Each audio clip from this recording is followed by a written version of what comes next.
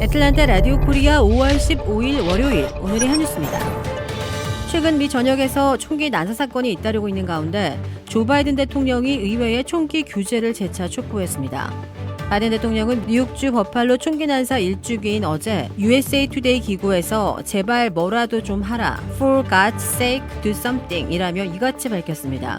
또 지난 1년간 미국에서 650건이 넘는 총기 난사가 있었고 4만 명 이상의 총기 폭력으로 사망했다면서 우리는 더 노력을 해야 한다고 강조했습니다.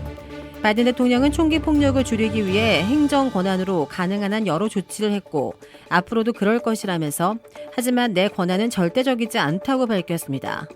한편 지난 주말에도 애리조나주와 켄터키주 등 미국 곳곳에서 또다시 총격 사건이 발생해 여러 명이 다치거나 숨졌습니다.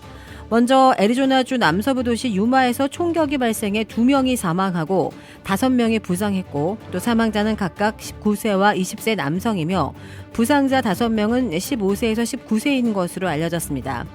비슷한 시간 켄터키주 최대 도시 루이빌 시내 한 사업장에서는 내부 다툼에 의한 총격 사건이 발생해 1명이 사망하고 4명이 다쳤습니다. 전날에는 뉴햄프셔주 맨체스터에서 열린 졸업 파티에서 총격 사건이 발생해 파티를 즐기던 20대 4명이 총에 맞아 크게 다쳤고 용의자들은 도주했습니다.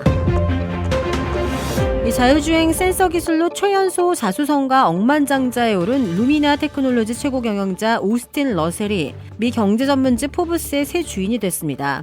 포브스와 루미나 측은 최근 공식 성명을 내고 러셀이 포브스 모기업인 포브스 글로벌 미디어 홀딩스 지분 82%를 인수해 최대 주주 자리에 올랐다고 밝혔습니다. 1995년생인 러셀은 17세였던 지난 2012년 루미나를 창업했고 루미나는 자율주행차의 주요 부품인 고성능 센서인 라이다를 개발, 생산하는 업체입니다.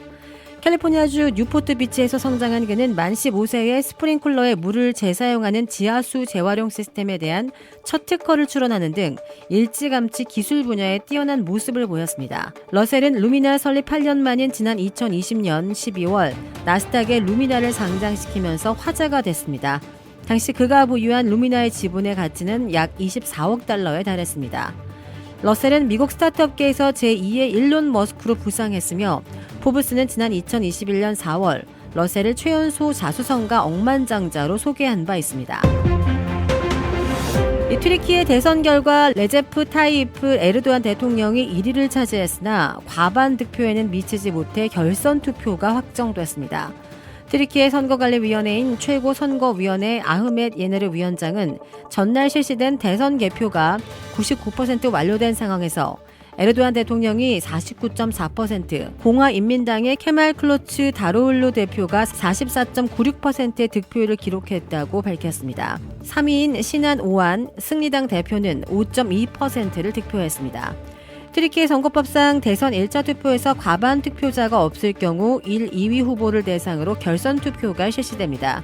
예네르 위원장은 이에 따라 오는 28일 에르도안 대통령과 클루츠 다룰루 대표를 대상으로 한 결선 투표가 치러질 예정이라고 말했습니다. 일본의 대형 연예기획사인 자니즈 사무소가 고 자니 기타가의 창업자의 남성 연습생 상대 성폭력 문제와 관련해 공식 사과했습니다. 기타가의 조카인 후시지마 주리게이코 자니즈 사장은 영상을 통해 창업자의 성폭력 문제로 세상을 크게 소란스럽게 한 데에 대해 진심으로 사과한다고 밝혔습니다. 이어 무엇보다 피해를 호소하는 분들에게 깊이 사죄한다며 관계자와 팬들에게 실망과 불안을 끼친 것에 대해서도 사죄한다고 말했습니다. 그러면서도 기타가와가 이미 사망했기 때문에 개별적인 고발 내용의 사실 여부는 판단하기 쉽지 않다며 가해 혐의를 명확히 인정하지 않았습니다.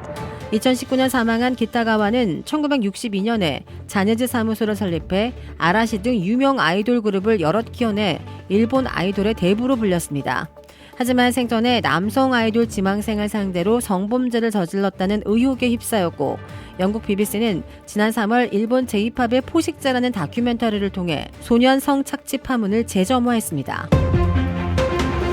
이 세계에서 가장 오래 산 개로 기네스북에 오른 보비가 현지 시간 11일 31번째 생일을 맞았습니다.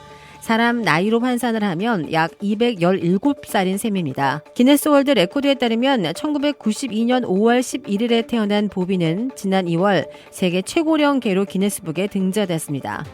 종은 포르투갈 전통 목축견인 라파이로도 알란테조로 평균 12년에서 14년의 기대 수명을 가지는 것으로 알려졌습니다. 이 보비의 나이는 포르투갈 정부의 반려동물 데이터베이스로 확인되었습니다. 견주 레오넬 코스테는 장수 비결로 조용하고 평화로운 환경을 꼽았습니다. 보비는 평생 줄에 묶여본 적이 없이 숲을 자유롭게 돌아다녔으며 집안에만 머물지 않고 항상 다른 동물들과 함께 어울리며 지냈습니다.